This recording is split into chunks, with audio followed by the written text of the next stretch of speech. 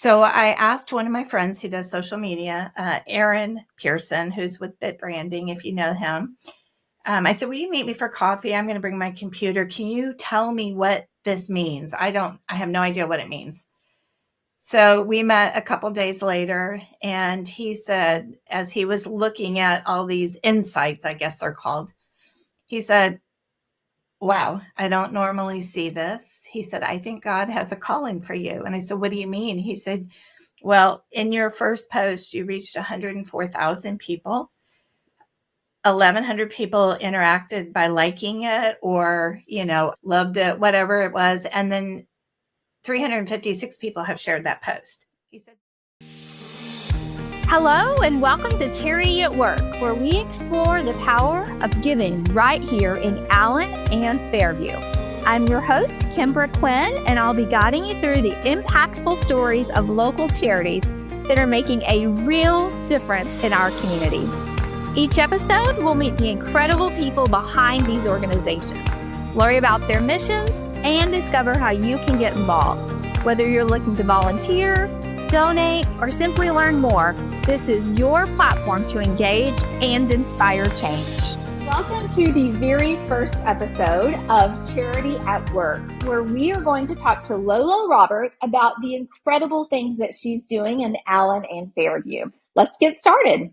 Hi, and welcome to the Allen Fairview podcast, where today we are meeting with LoLo Roberts, and she is going to talk to us about grateful gratitude. So thank you, LoLo. We're so glad that you're with us today and can't wait to hear about your story.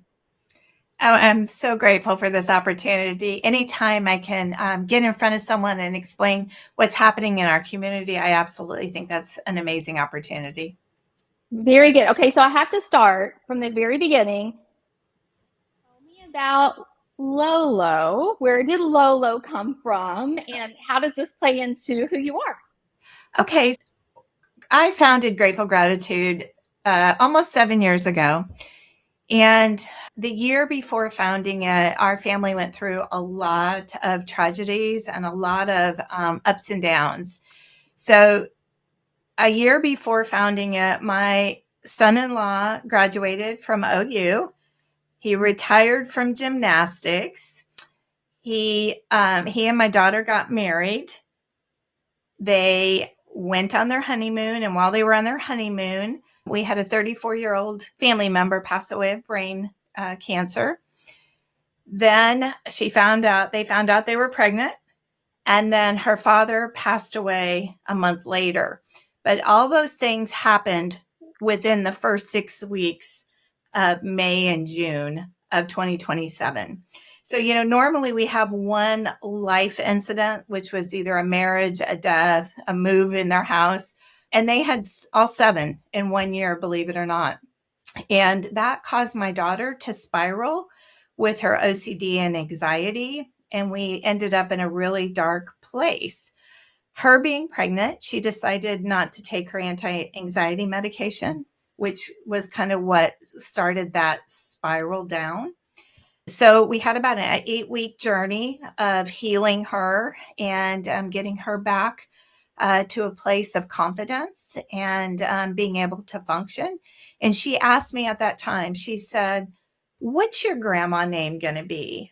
And I said, LoLo. And she didn't say another thing about it, but I just knew at that point that's what my grandma name was going to be. That was in September. And then in January, our little Levi was born healthy and happy. And I just said at that time, I am going to start blogging and doing things as LoLo because it will pay homage to God and the walk he brought us through. So even though many, many people know me as Lori, when I hear LoLo, it just kind of humbles me for a moment and realize how blessed I was. Well, that already brings tears to my eyes to hear your story. I love that. I love that. And I can only imagine when people call you LoLo, what that means to you. So thank you for sharing that. And I know you mentioned, so that all happened in 2017. Is that right? Correct. So I know when I was reading your bio, you said in 2018, you really felt a calling from God. And so So tell me, I would imagine everything you just shared with us led you to that. But tell me about that experience. Tell me about what you felt and the whispers that you heard that brought you to where you are. To take us back to 2018. So it was March 12th of 2018. And at the time I was selling promotional products. I was working full time and I was sitting right here at this desk, and it was about 11:38, I can't really remember, midday. And I just couldn't even write the order I was writing. It was like I was at a dead stop. And I just felt filled with the urge from God to write a blog about gratitude. And I just felt so strongly that he was saying, you live in Allen, Texas, which is a wealthy community, Fairview around Dallas. I'm surrounding you and all your friends and the people you come in contact with every day with blessings, and nobody's recognized them. I want you to write a blog about gratitude and how to practice gratitude. Well, I kind of sat there and I thought, you're just overwhelmed and this is a task that you have to do. So all I had ever heard about was WordPress. I'd never read a blog. I wrote the blog just very simply, and it's still up. You can still see it. And after I wrote it, I pushed publish, and I'm like, oh my gosh, there's no way to pull this back in. It's out there. I'm so vulnerable. And you know how we kind of feel. And then I thought, well, who's going to read this? Nobody's going to know how to find this. So I started a Facebook page called Grateful Gratitude. And one of the very first posts was, may God use me to change lives. And I started asking all my chamber friends and everybody, please go like this page, maybe read the blog. I don't know why, but you have to.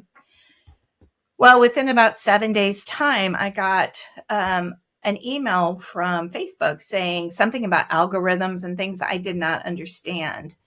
So I asked one of my friends who does social media, Aaron Pearson, who's with Bit Branding, if you know him. I said, will you meet me for coffee? I'm going to bring my computer. Can you tell me what this means? I have no idea what it means. So we met a couple days later, and he said, as he was looking at all these insights, I guess they're called, he said, wow, I don't normally see this. He said, I think God has a calling for you. And I said, what do you mean? He said, well, in your first post, you reached 104,000 people. 1,100 people interacted by liking it or, loved it, whatever it was. And then 356 people have shared that post. He said, you just don't see this. So I thought to myself, I'm like, okay, I did the blog. God's going to support it. Where do I go from here? And within a month's time, I really thought I was going to be a motivational speaker and speak corporately to places about how to have better gratitude with customer service, employee relations, and make it a new career. Well, of course, God had a totally different idea. And within a month's time, I had an advocate from the Allen Police Department, chance meeting at a chamber meeting, come up to me and said, I'm not allowed to pray over victims of violent crime. I can't bring God into it. Would you bring your tray of hearts, which we can talk about the gratitude hearts? Will you bring your hearts into the police station, offer them to one of our victims, and then pray over them so that we really kind of complete the cycle of healing for them? So at that point, I kind of knew that God was going to make this a ministry instead of a career. So there you go. I have chill bumps. First of all, I think we're soul sisters. I love your thoughts around customer service and serving others and gratitude. That is what I have a heart for as well. So this, I don't think, is a chance meeting either. So thank you for sharing that. I actually have my gratitude heart. I attended a chamber banquet a couple of years ago. I lose track of time sometimes. And these were at the tables. And we actually collected some that were left and have been able to share those along the way. And this one actually lives in our guest room next to the bed on a tray. I just think it's always a reminder for the people that come and stay with us but also that we're grateful for those friendships. So perfect lead in for your heart. Do you want to talk about those for a second? Absolutely. Again, it's another God story. Because after I did the blog, 2 weeks later, I walked into my church, and I go to Chase Oaks Church at Legacy in 75, and they were doing a fair trade market. And there's a little store in McKinney called Fair and Square, and you may have been there. But they were there that day selling coffee and, little dolls that had been made in Ghana and different things. And then I saw the hearts, and the hearts are hand carved in Kenya. And they had some that were an aqua blue, which is really a very calming, endearing color to me. And it said gratitude on it. And I said, okay, I need to buy some of these. So I bought 5 of them because they were $5 a piece. And I'm like, I don't want to go too deep into this. And I said, I'm just going to start handing these out to people that I'm grateful for. And I proceeded into church. And that day, Blake Bergstrom was our teaching pastor. And his whole sermon was, what is your purpose and why did God even bring you here today? And again, it just all rolls together. So the hearts that are hand carved in Kenya take about 3 to 4 hours a piece. They really are a work of art because they come from a block of soapstone, and they're hit with a machete, believe it or not, one of those huge knives, because they don't have all the processing tools that we do and manufacturing tools that we have in the US. And they hit it until it comes into a heart shape. And then they sand it. They use natural dyes on it. And then they either carve words into it or they'll carve designs. And so, of course, I was going to McKinney pretty often buying these little stones. And the owners were giving me a discount. They were selling them for $375, but really I couldn't make any money to do anything. I couldn't fundraise. So I went straight to the importer because at this time I was buying about 100 at a time. Went straight to the importer, and I now buy them directly. And there's a village of 20 artisans that these hearts come from that are just beautiful people. And then I buy them. My grandson, when he was 2, started opening them all with me. We pray over them, and then we just put them out in the community. And I have purchased, sold, or gifted over 6,500 in that time. So we get big, huge boxes of rocks in now. So it's just everything just aligned with God's plan. And luckily, I was faithfully trying to be obedient in his work. Well, and what an incredible way. Something that is so small, but that continues to have a ripple effect that you've passed it probably in areas that you don't even know, that people have continued to pass them down and just have reminders of being grateful for the things we have and people that come into our lives. Yes. So tell me, I'm going to take you back. You did the blog and you felt the continued calling. And so how did your Grateful Gratitude Foundation come about? So started with the blog, kind of carry us forward with that. So that was in March. And I realized when I was going, assisting more and more advocates with their clients, that it wasn't about the money. And so I don't know if you remember, but in the fall of 2018, the government actually shut down for a while. And that's when I thought, oh, yeah, I think I want to be a nonprofit because I want to quit my job. I want to focus truly on this. And of course, my husband gave me his blessing and said, yeah, this is, I thought was a hobby, but I see it's a ministry. So, do what's going to make you happy. So I filed for the nonprofit, and it said on there, you do it online and then you also submit some paperwork. And it said, the government's closed right now, which was kind of to me saying nonprofits are not our priority. Please don't reach out to us for at least 60 days for us to have time to process this. So that was December 18th. And I thought, well, it's a wing and a prayer. I'm going to send it out, sent my check and everything. And I put on my calendar a little reminder to, hey, February, we need to follow up, see where we're at on this, because I wanted to be able to sell the hearts and be able to have people claim it as a donation. So anyhow, long and short of it is February 18th, walked to the mailbox and there was my nonprofit and the IRS had approved it. And it was like, okay, this is where I've got to go. So for the first 2 years, I worked directly and only with victims of violent crime and single moms, assisting them when they were in crisis. I then moved to helping the homeless. I set up a fruit stand every week for the homeless to have fresh fruit at Hope Restored Mission. And then God, last October, a year ago, brought me to a beautiful group of senior citizens that were food insecure. And so that's where we stand today. Howdy friends, Super Dave Quinn here. Thinking about expanding or relocating your business in Collin County? Come discover Fairview, Texas, a community with a prime location, great tax incentives, and an unbeatable quality of life. But don't just take my word for it. Tune in to the Getting Neighborly podcast to meet your future neighbors and hear why they believe Fairview is the perfect place to grow your business and to build your life. Visit us today at fairviewtexasedc.com. Thanks. Make it a great day. Okay, so are you still focusing on all of those areas? The homeless, single moms, victims of violent crimes, and now seniors who are food insecure?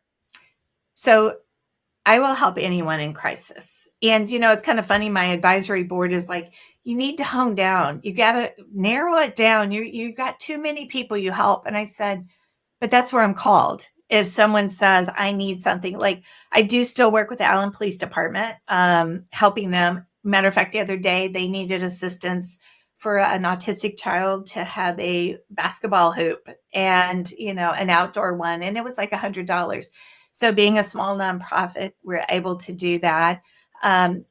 You probably saw on Facebook recently, we had a single mom with 3 kids that needed a washer, and she had gone for over a year without that washer. And I just happened to have someone bring that need to me. I always put it out there, and God provides the right people. And so my main focus really is the food insecure. But if Hope Restored Mission calls and has a need, I'll be there for them as well as any of the advocates. I love that. And thank you for talking about your partnerships also. Sometimes we don't hear how people like our police departments see needs and reach out to people in the community that are serving and have contacts that can help fill needs that we may not know about. So thanks for sharing that too. So let's talk about your project with the seniors. Tell us more about that. Okay, so in Plano, there is a community of 240 apartments, and it is a tax credit building, which means low income. And most of the people I help get less than $2,000 a month, all the way down to I have one person who gets $700 a month in Social Security benefits, which is nothing really. I mean, when we think about that, and then their SNAP benefits, which are their food stamps. I have one lady that gets $16 a month, and the most I see anybody I work with get is $74 a month. And that's, like a family of 2, a man and a wife. The demographic is 70 to 98 years old, all ethnicities. And, the thing is, I am currently helping 133 of them every month with bringing extra groceries to them. But that's still, if we do the math, there's a lot of apartments there that I haven't been able to come in contact with and meet people face to face to see if they need help. So I really envision, since it's been a year since I've been doing this, we started at 34 residents that needed help, and now being 133 every month, it goes up and up. And I'll briefly tell you how I help them. The biggest thing that I do is once a month, I partner with Amazing Grace Food Pantry in Wiley. Mike and Karen Ellis have been amazing to help me provide 4,000 pounds of food. So they bring their food truck, which is a huge, huge truck, to the property. They'll drop the pallets. And then I usually have 8 to 10 volunteers be there with me. We set up tables, and we will set up a mini on-site grocery store. And Kimbra, we were talking about this a little bit before we started recording. And to me, the biggest thing is to allow these seniors to have dignity and to make this a normal thing, just like they're going to the grocery store. And so a good portion of that food is actually home delivered to our homebound residents. And then the others come and shop. I love that. So again, you're serving them where they are and finding their needs and helping. So tell us, how can we help you as a community? Is it donations? Is it volunteering? How can we help you reach your mission and the goals that you have? Always number one is volunteers. I always feel like when people have seen my work and know my work, they tend to donate. But standing next to me and really understanding what Grateful Gratitude does. I had so many of these seniors say, I don't drive anymore. I'm qualified for food, but I can't get there. Or someone who says, they give me 100 pounds of food. They can put it in my car, but I can't get it out because I live on the 4th floor of this building. I think the most important thing is being aware and knowing what services are out there, whether it's Grateful Gratitude, whether it's ACO, whether it's Bell & Sparrow, whatever. Get to know a nonprofit, because when you get to know a nonprofit, it indirectly does help me because of the ripple effect that we all create. Donations, when people will do a monthly donation and commit for a year, even if it's $10, $20, or $50, having that steady stream come in kind of helps me sleep a little better at night.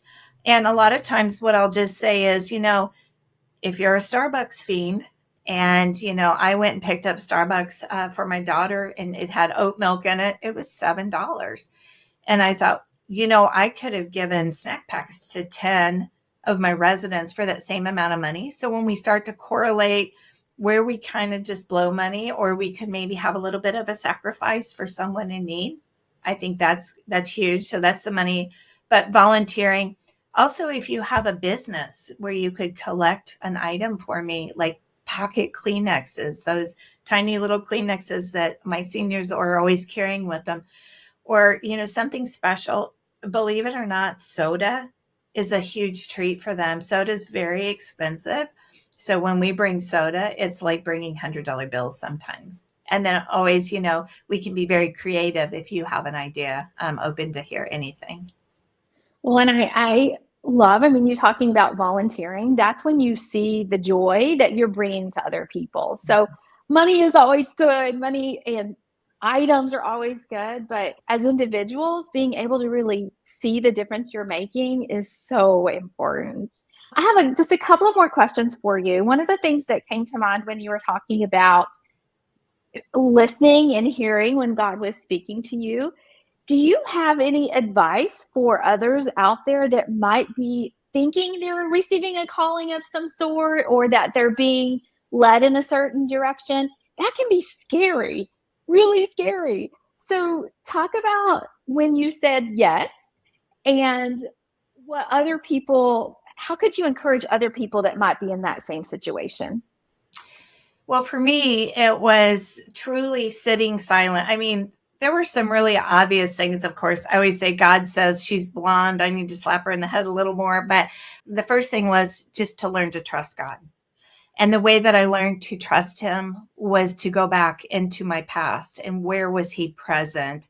My first husband and I, we're relatively new, Kimbra, to meeting each other, but I do tell people my first marriage, my husband was a workaholic that became an alcoholic, meth addict when my daughter was very young.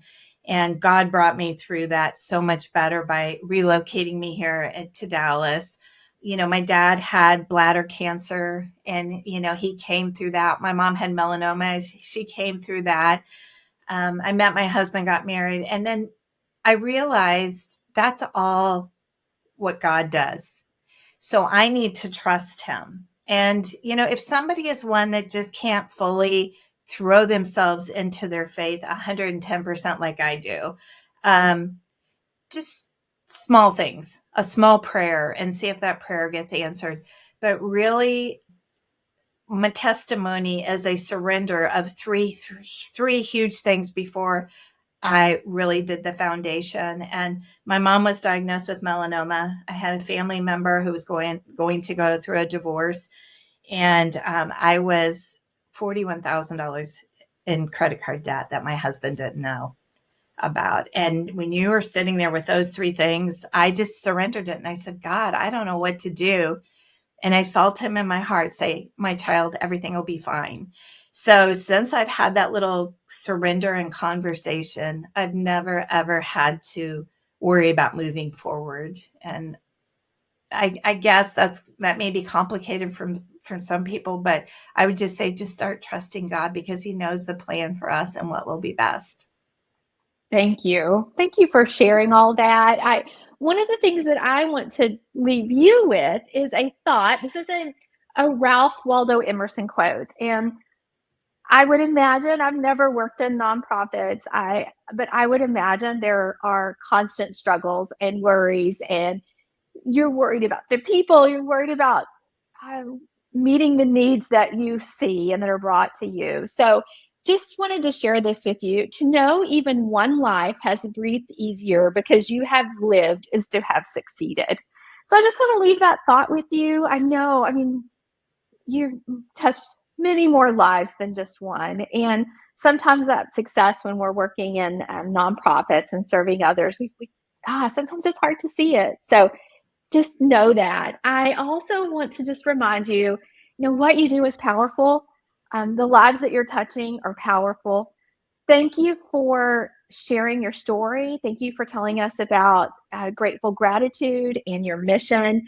I want you to answer one final question. And in thinking about the ripple effect and thinking about the struggles that you've had personally or with grateful gratitude, I want to give you a chance to recognize one person that has served you, that brought you joy, or that when you were feeling, I can't do this anymore, who's the one person that stood in the place of you for that slight second to help give you fulfillment and know that you can continue forward? Well, I don't think she'd want me to give her full name, so I'll just give her first name is Carissa. After starting Grateful Gratitude, my dad was diagnosed with pancreatic cancer, and he wanted to give away, he had some new luggage, and he said, find a nonprofit or find somebody who can use this luggage. And I heard about Families to Freedom, where they actually go and rescue women and children in the middle of the night and bring them to this area. And I reached out to them. It was during COVID. And I said, I have this beautiful luggage. I need to donate. Well, the volunteer they sent was somebody who I didn't know. Her name was Carissa. And I had a Grateful Gratitude t-shirt on when she came to get the suitcase. And she said, what's Grateful Gratitude? And I told her. And that was on a Thursday evening. And Monday, she texted me and said, I put a little something in your mailbox for Grateful Gratitude. And that was a $500 check, which was huge. And once a year, whenever I'd have a big project, I'd send an email to Carissa, never really met her again face to face. And she'd always provide that check. And when I started feeding the food insecure senior citizens this year, I sent a note saying, this project's going to cost X amount. And she said, not only will I fund that, I will stand with you. And there have been times that I have been exhausted with this project, and she will be right there and say, I got this with you, girl. We're doing this together. And another person God put in my path, that she is helping me make that small ripple a huge ripple, and never asking for anything in return. So it's to Carissa. Thank you. And thank you, Carissa, for stepping in for the rest of us. I do want to, before we leave, tell us your website again. Tell us how people can find you. Okay, so it's gratefulgratitude11.com. And there is a button if you'd like to make a donation, or you'd like to see the artisans, the hearts, or the projects that I do. All that information is there. Thank you, Lolo. And thank you to all of our listeners. I do just want you all as listeners to think about that Ralph Waldo Emerson quote. Think about the lives that you touch every day, whether it's big or small. I want you to think about that ordinary acts of kindness, whether it's donations, volunteering, even just a smile, a conversation that you can have to give someone hope, is how we can make a difference in our community. So let's all work together as a chamber, as a community, to support those around us and those in need. So again, thank you so much, Lolo, for joining us.